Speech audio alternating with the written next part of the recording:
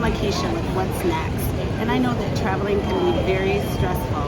With my many years of working in the airline industry, I just wanted to be able to share some tips and tricks that will help you not be a dumb traveler.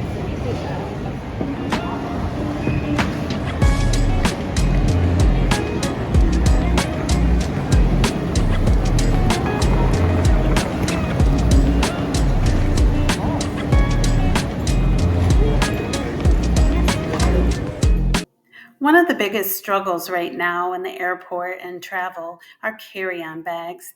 Many people are traveling with the extra carry-on bags because they don't want to check them in due to rising costs or just the limitations that are put on them by the airlines.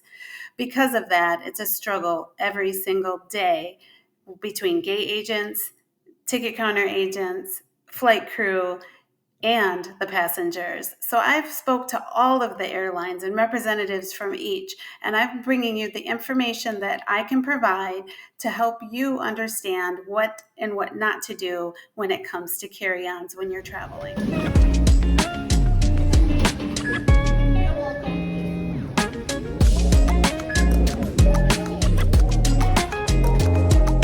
Not able to just take whatever you want onto the airplane or how much you want.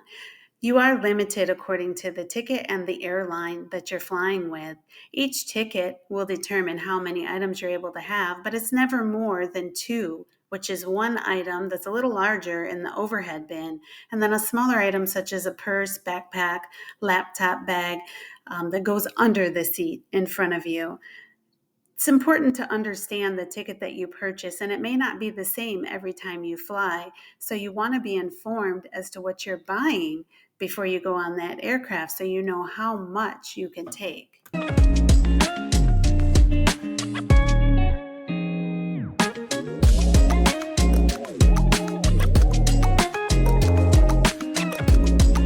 Airlines provide a baggage sizer usually at every gate so you can know if your bag is the right size to carry on before you board.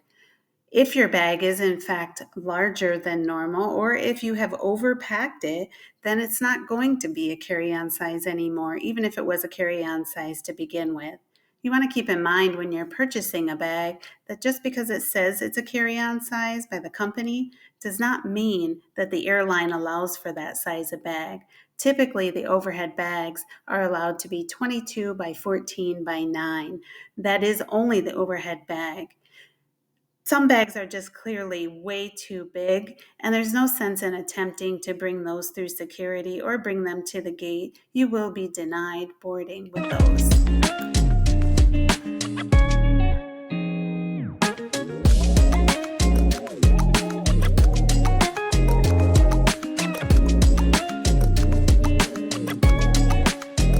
When you scan your boarding pass to board the plane and you notice that there's a long line backed up in the jet bridge, it's because people don't know where to put their bags once they get onto the aircraft. It's very simple. You get to take two items on board. The smallest items, such as backpacks, purses, laptop bags, are going to go under the seat in front of you, while the larger item that you brought, a roller bag or a duffel bag, is going to go in the overhead bin that's near your seat. Put it in, get in your seat area, and sit down. It makes it that simple, and it helps everyone get to their connections as quickly as possible. Simply put, there are three things to keep in mind when it comes to carry-on bags when you're traveling. Number one is how many bags are you allowed with the airline that you're flying, as well as the ticket that you decide to purchase.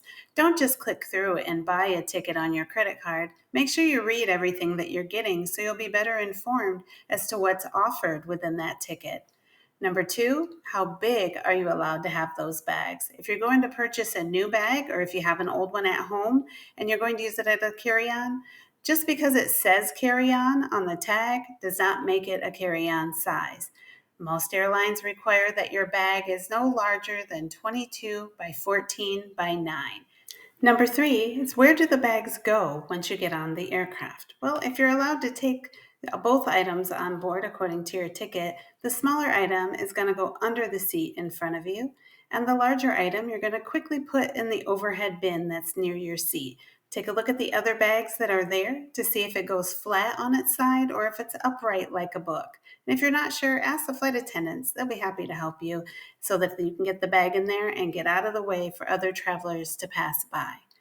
Now, if you stick with these 3 little tips, it'll make your travel, as far as carry-on bags, much easier, and it'll keep you from being a dumb traveler. I'm Lakeisha with What's Next. Stay tuned for our next episode in our series, Dumb Traveler.